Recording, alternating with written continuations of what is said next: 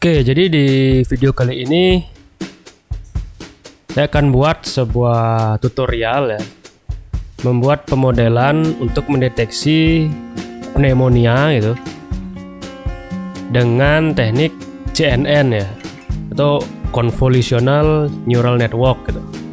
Itu salah satu bagian dari deep learning sih untuk pembelajarannya gitu ya. Oke, jadi sebelumnya kita cek dulu ya. Jadi untuk pneumonia itu menurut Alodokter gitu, jadi adalah peradangan paru-paru yang disebabkan oleh infeksi. Jadi pneumonia bisa menimbulkan gejala yang ringan hingga berat. Beberapa gejala yang umumnya dialami penderita pneumonia adalah batuk berdahak, demam, dan sesak napas. Mirip COVID nggak sih? Nah, nggak tahu lah ya. Ya intinya definisinya seperti itu. Oke, jadi langsung aja. Ini sekarang kita pakai yang namanya Google Colab ya. Jadi bisa diketik di browser kalian, itu colab.research.com. Nah, nanti kalian bisa login pakai akun Google kalian ya. Nah, untuk datasetnya sendiri itu diambil dari kaggle.com. Ya, nanti linknya saya kasih juga di deskripsi gitu ya. Nah, jadi ini ada chest X-ray image dari Paul Mooney namanya. Ya, kita ambil dari dataset ini.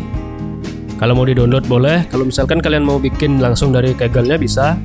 Jadi tinggal klik new notebook ya, seperti itu. Oke, lanjut. Nah, di sini kita pakai Google Colab namanya.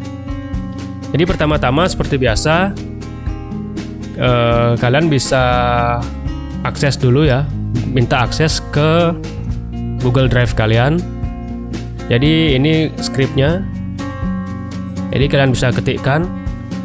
Jadi drive.mon di sini adalah kita minta akses untuk Google Colab itu bisa mengeksplor atau mengakses Google Drive kalian.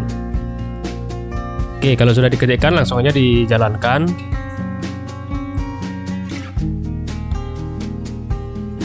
Ya, mungkin connect pertama agak lama ya. Kita tunggu aja.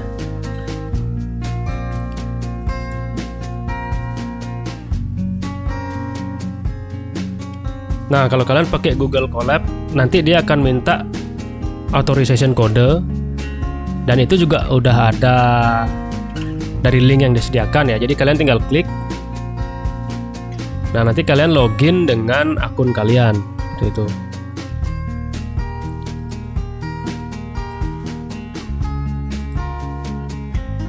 Nah, nanti akan ada kodenya itu. Nah, di sini kalian copy,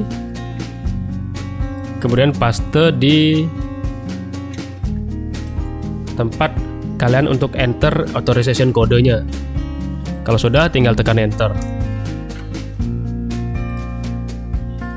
Ya, kita tunggu prosesnya sampai dia selesai ya. Nah, kalau sudah, sekarang kita lanjut ke script yang kedua. Nah, ini cuman buat nampilin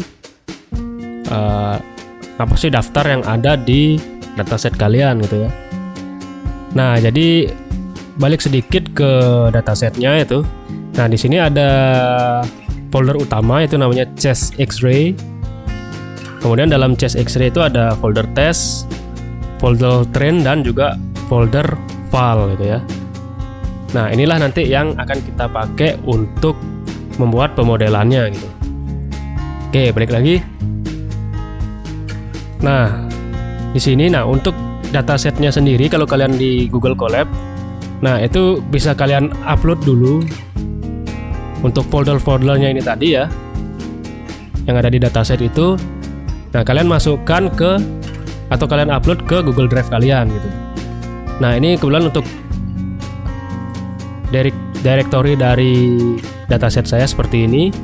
Nah, nanti ini disesuaikan dengan directory kalian ya, dimana kalian menyimpan datasetnya. Oke, ini kita jalankan. Nah, di sini sudah kelihatan ya, ini ada beberapa file yang ada di dataset itu sendiri gitu. Oke, selanjutnya seperti biasa kita import library yang kita perlukan ya di pengerjaan pemodelan ini ya. Dimana itu ada OS ya seperti biasa, kemudian CV2, kemudian ada NumPy, lalu Matplotlib, ada Seaborn, ada TKDM, kemudian ada Keras juga. Nah, kalian bisa ketikkan atau copy script ini ya. Nah, nanti kalau udah tinggal di play aja. Kalian jalankan scriptnya. Oke.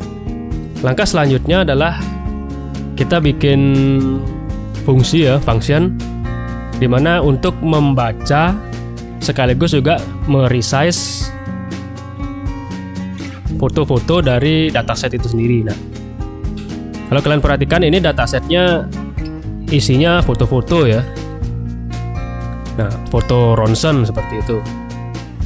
Oke, jadi ini adalah script untuk membaca image-nya, kemudian meresize-nya juga menjadi 200 pixel seperti itu. Karena sejatinya gitu ya,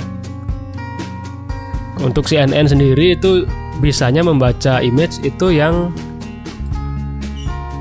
resolusinya atau ukuran gambarnya itu sama gitu ya. Jadi kita samakan dengan 200 pixel lah kalau di sini, biar nggak terlalu besar juga image-nya.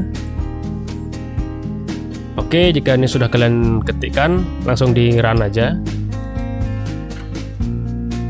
Oke, sudah centang. Nah, kemudian lanjut kita buat path untuk loading image-nya gitu ya. Nah, di sini kalian bisa ketikkan untuk normal train. Jadi nanti normal train ini adalah dataset yang kita pakai untuk training untuk kategori normal. Lalu ada pneutrain untuk yang terkategori pneumonia ya, untuk kita training. Nah, begitu juga untuk normal test dan pneu test ya. Oke, seperti ini scriptnya, bisa kalian ketikkan. Kalau sudah, langsung dijalankan.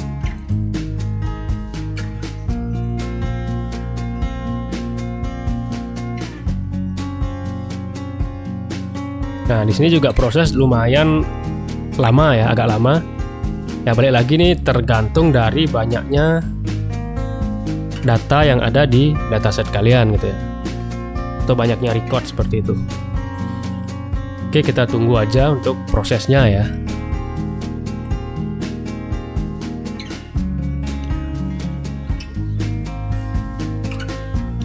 Oke, kita lanjut ya. Jadi ini sudah selesai kita loading untuk image-nya, dan juga sudah di resize ya ini.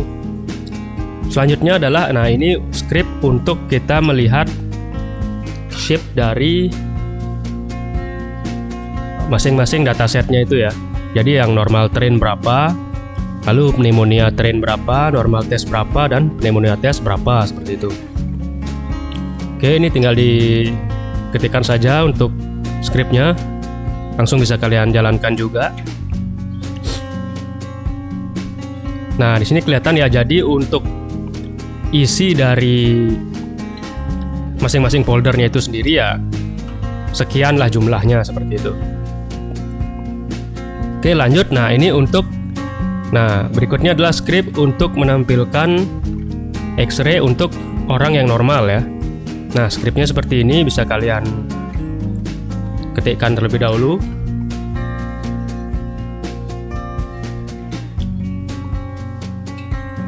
Oke, jika sudah, bisa di run untuk selnya. Nah, nanti akan tampil beberapa ya. Jadi sampel akan tampil tampilan dari file X-ray untuk orang yang normal. Kemudian lanjut lagi untuk yang berikutnya adalah X-ray untuk orang yang kena pneumonia ya. Nah, scriptnya kurang lebih sama, cuman ini diganti dengan judulnya, yaitu X-ray untuk orang yang kena pneumonia. Nah, dan untuk IM show-nya di sini kita pakai yang pneutrain ya. Jadi karena kita mau ambil data yang pneumonia gitu. Oke, langsung di run aja kalau sudah selesai diketikkan. Nah, jadi di sini akan tampil ya sampel-sampel dari hasil foto ronsen yang beberapa orang yang terkena pneumonia. Nah, mungkin sedikit saya jelaskan ya. Jadi, saya pribadi itu nggak terlalu paham ya tentang ilmu-ilmu kesehatan gitu. Cuman kalau di sini yang saya lihat itu kan, nah jadi perbedaan dari orang normal dengan orang yang terkena pneumonia itu bisa dilihat dari rongga dadanya atau area paru-parunya lah itu mungkin ya. Nah di sini kelihatan kalau untuk orang normal itu dia lebih terang ya warnanya. Nah, di sini kalian perhatikan. Nah di sampel ini kelihatan lebih terang ya untuk sisi bagian paru-parunya seperti itu. Nah beda dengan yang kena pneumonia itu. Nah dia cenderung lebih kabur gambarnya, gambar paru-parunya ya, bagian paru-parunya. Nah seperti ini. Nah mungkin itulah yang jadi perbedaan ya, dimana untuk hasil ronsen itu ketika kalau orang dia normal, maka hasil ronsennya mungkin akan menampilkan gambarnya itu paru-parunya itu lebih tajam warnanya ya, lebih cerah. Sedangkan untuk orang yang kena pneumonia itu dia lebih buram ya warnanya, lebih kabur gitu ya. Nah oke lanjut. Sekarang kita buat untuk X-Trend dan X-Test-nya ya. Nah bisa dikopikan untuk skripnya, bisa kalian ketikkan ya. Nah ini kalau sudah, ini kita skrip yang 2 di bawah. Ini untuk menampilkan dimensi dari masing-masing bagian ya. Ada X-Trend dan X-Test-nya seperti itu. Oke kalau sudah di run. Nah di sini tampil ya untuk shape-nya sendiri dari X-Trend berapa dan X-Test berapa. Nah kemudian lanjut lagi kita buat untuk Y-Trend dan Y-Test-nya. Jadi langsung aja diketikkan ya skripnya seperti ini. Kemudian langsung di run. Nah ini bisa kita lihat ya. Jadi untuk X-Trend dan Y-Trend itu sama. Lalu X-Test dan Y-Test itu juga sama. Gitu. Oke, ini untuk langkah selanjutnya itu kita akan shuffle datanya untuk bagian trend dan bagian test ya. Nah, jadi skripnya seperti ini ya. Jadi ini X dan Y trend akan dipisah gitu ya. Kemudian dibentuk array lagi. Lalu di sini juga X dan Y test dipisah. Oke, kalau sudah di run. Oke, dan langkah selanjutnya adalah kita pakai namanya script image data generator ya. Nah, jadi sebenarnya script ini kan dipakai ketika kalian punya dataset itu datanya masih hitungannya sedikit ya, atau datanya kecil gitu ya. Jadi untuk mengantisipasi ngelatih datanya itu biar nggak terlalu kecil gitu ya. Jadi kita bisa pakai teknik namanya data generator ini. Jadi kita bisa rotate image-nya, kemudian zoom, kemudian width dan height-nya kita mainkan seperti itu. Nah, jadi fungsinya adalah kita akan merotate ya, atau memutar gambar yang sudah ada di datasetnya itu. Jadi biar seolah-olah gambarnya itu jadi lebih banyak gitu ya. Oke, bisa di copy untuk scriptnya, kemudian di run. Oke, langkah selanjutnya adalah kita fitkan untuk data gen ya. Nah, ini data gen tadi untuk menyimpan image data generatornya itu. Kemudian ini digunakan untuk X-Trend. Langsung saja di run. Nah, selanjutnya kita membuat input ya. Input 1. Jadi input ini kita bikin shape-nya 200 kali 200 ya. Langsung aja di run juga. Ups.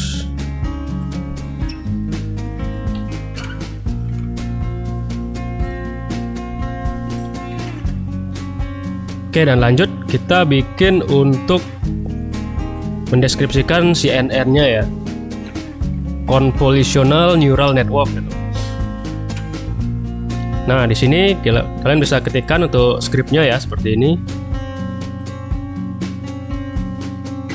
Dan bisa di run.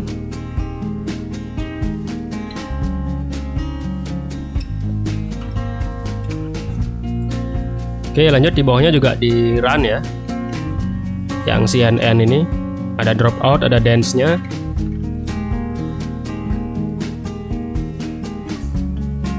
Oke, lanjut kita mendeklarasikan untuk modelnya ya. Nah, bisa dikopikan seperti ini. Kemudian di run. Nah, lanjut kita bikin summary dari modelnya itu sendiri ya. Oke, di sini kalian bisa run. Nah, di sini akan terlihat deskripsi dari model yang akan kita bangun seperti itu. Nah, di sini ada total param sekitar 32 juta nih kayaknya nih. Kemudian ada trainable param juga 32 juta seperti itu ya. Oke, kemudian lanjut model yang kita deklarasikan tadi itu kita compile ya. Jadi kopikan atau kalian bisa ketik script ini.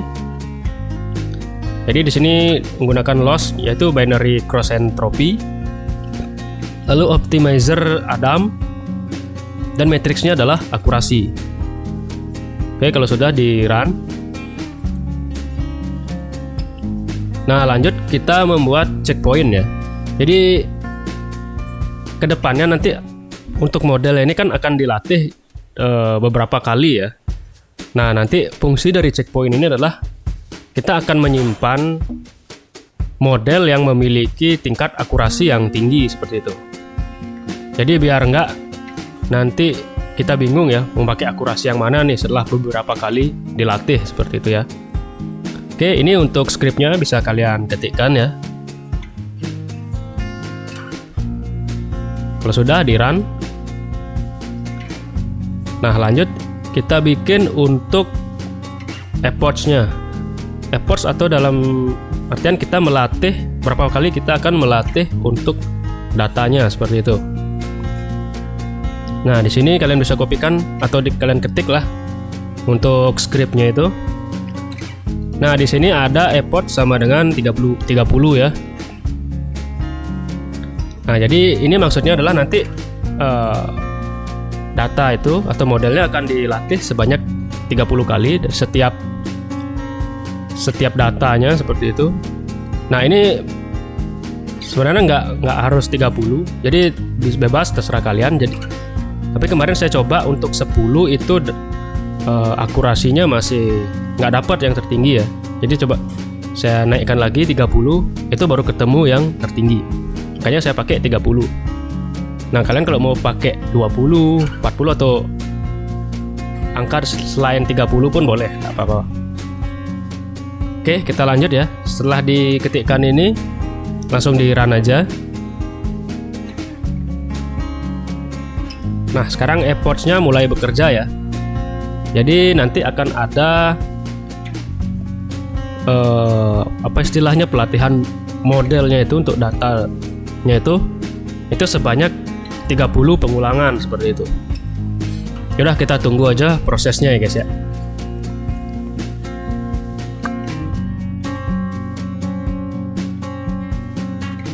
Oke, jadi seperti yang kalian lihat ya. Jadi ini prosesnya udah selesai. Sebanyak 30 effort sudah dijalankan ya. Oke, kita lanjut ke script berikutnya, yaitu di sini kita akan menyimpan model yang telah kita latih sebelumnya seperti itu. Nah, jadi seperti ini scriptnya. Nah, kebalik lagi untuk direktorinya sendiri ini menyesuaikan ya, sesuai dengan di mana tempat kalian ingin menyimpannya gitu. Nah, oke. Kalau sudah, langsung di run aja.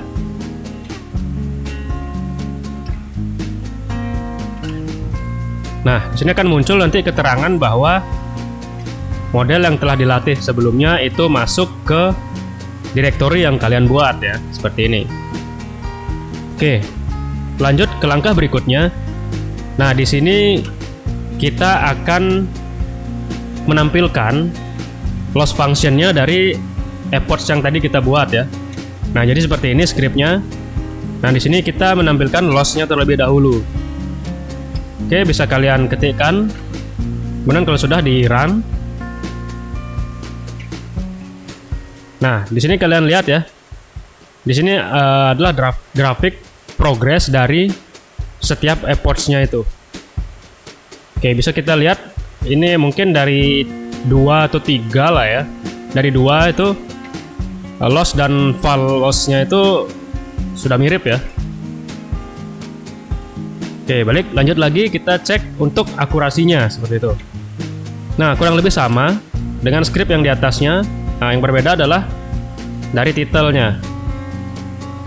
Kemudian di sini val ACC dan sini val loss seperti itu. Oke, bisa kalian ketikkan dulu untuk scriptnya. Kemudian kalau sudah dijalankan. Nah, jadi kelihatan ya grafik akurasi dari model yang kita buat sebelumnya. Oke, jadi nah sekarang setelah modelnya tadi disimpan ya seperti itu, sekarang kita load kembali, kita panggil kembali modelnya. Jadi kita akan gunakan model itu untuk mempredik dari folder file ya. Nah, balik lagi ya. Nah, di sini di datasetnya itu sendiri kan, nah ini ada folder file ya. Nah, ini bisa kalian gunakan nanti untuk mengetes model kalian seperti itu, tingkat akurasinya seperti apa.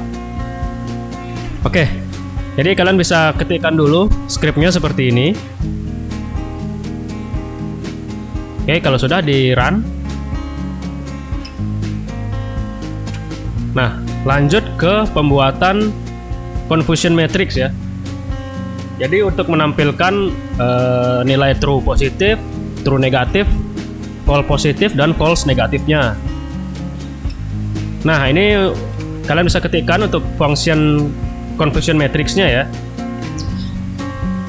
Nah, jadi kalau sudah di run, kemudian kita panggil kembali untuk confusion matrix untuk bagian X train dan Y trainnya. Nah, di sini kalau sudah dijalankan aja. Oke, selanjutnya untuk confusion matrix X test dan Y test.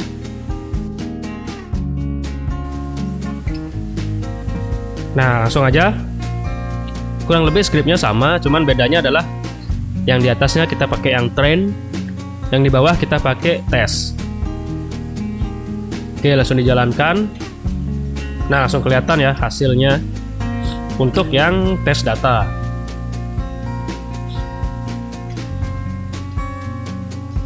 Oke, lanjut ke script manual test ya. Nah, jadi di sini kita akan load image dari folder file. Nah, di sini fungsinya kita load adalah, nah kita mau ngetes nih. Jadi ketika model tadi digunakan untuk mempredik yang file, kira-kira akurasinya seperti apa gitu. Jadi pertama-tama kita load dulu image-nya ya. Nah, silakan diketik untuk scriptnya ini di sini. Kemudian, nah seperti biasa kita run ya. Nah, kita tunggu prosesnya sampai selesai. Nah, kalau sudah, sekarang kita buat script untuk prediknya. Nah, silakan kalian bisa kopikan atau ketik scriptnya seperti berikut ini. Jadi np.run.model.predict ya. Lalu diklik run. Nah, untuk tahu seperti apa hasil prediksinya, kalian bisa gunakan script berikut ini. Nah, jadi nanti di sini akan menampilkan ini untuk bagian normal dulu. Jadinya nanti akan menampilkan prediksinya seperti apa, apakah benar atau salah dan lain sebagainya ya. Oke, jika sudah kalian ketik, langsung di run. Oke, seperti yang kalian lihat. Nah, sini sudah muncul ya untuk prediksiannya seperti itu. Nah, jadi ada prediction 0 dan 1. Oh ya, untuk angkanya sendiri itu, jadi untuk 0 itu sama dengan normal, dan jika prediksinya muncul angka 1, itu berarti ada indikasi orang itu terkena pneumonia seperti itu. Nah, di sini bisa kita lihat ya. Jadi untuk di folder file subfolder normal itu, nah di sini ada yang terprediksi 0 dan 1. Nah, kalau kita ingat-ingat lagi di atas ya. Jadi kan kalau orang yang kena pneumonia itu kemungkinan adalah warna hasil ronsennya itu bagian paru-paru atau dadanya itu sedikit kabur ya, seperti itu. Nah, kalau secara logika kita lihat, kita samakanlah persepsinya seperti yang di atas itu. Jadi untuk yang bagian kiri atas, pojok kiri atas ini gambarnya, jadi bisa kita katakan untuk normal ya. Misalkan ini normal dan prediksinya benar normal.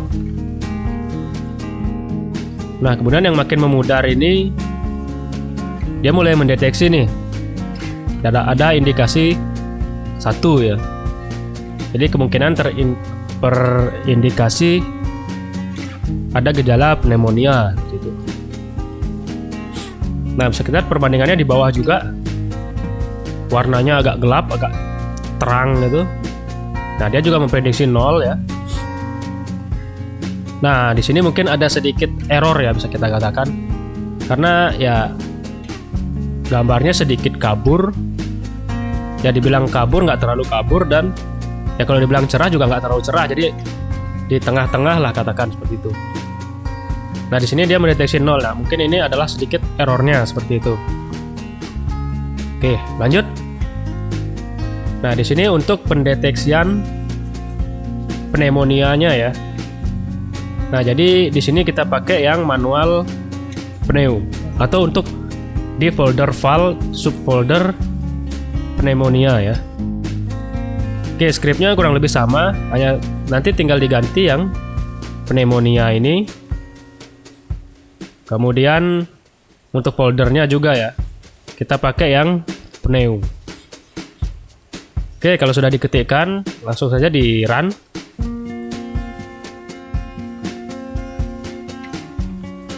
Nah, di sini kelihatan ya, di folder pneumonia dia memprediksi semua yang ada di bagian ini adalah pneumonia. Nah, mungkin juga, nah kurang tahu juga mungkin modelnya, karena tadi kan akurasinya juga tidak bisa tinggi ya. Mungkin ada sedikit yang error seperti itu. Ya bisa dimaklumi lah, memang karena namanya kita memprediksi juga tidak bisa 100% benar ya. Nah, jadi ada di folder pneumonia itu sendiri yang gambarnya itu terang, bukan terang sih, apa ya istilahnya ya, jelas gitu ya. Nah, jelas dia prediksi sebagai 1. Nah, yang lainnya ini udah kabur dan dia juga prediksi 1. Nah, bisa dibilang ya ini prediksinya tepat ya. Tapi ada beberapa, nah 2 lah katakan, atau 3 mungkin ini ikut ya. Jadi ini juga ikut terprediksi 1 ya. Mungkin ini adalah sedikit ada errornya seperti itu. Nah, balik lagi sih, terjadinya error itu karena balik lagi tingkat akurasinya ya gitu. Jadi ya makin tinggi akurasi, bisa dibilang ya tingkat errornya bakal makin kecil seperti itu ya. Nah, terus juga balik lagi mungkin bisa karena data yang kita latih itu memang bisa dibilang kurang banyak. Jadi untuk mendeteksi dan bikin tingkat akurasinya tinggi itu masih agak kurang ya, mungkin seperti itu. Oke, mungkin seperti itu aja ya untuk sedikit tutorial untuk membuat model machine learning atau deep learning ya, ini masuk deep learning.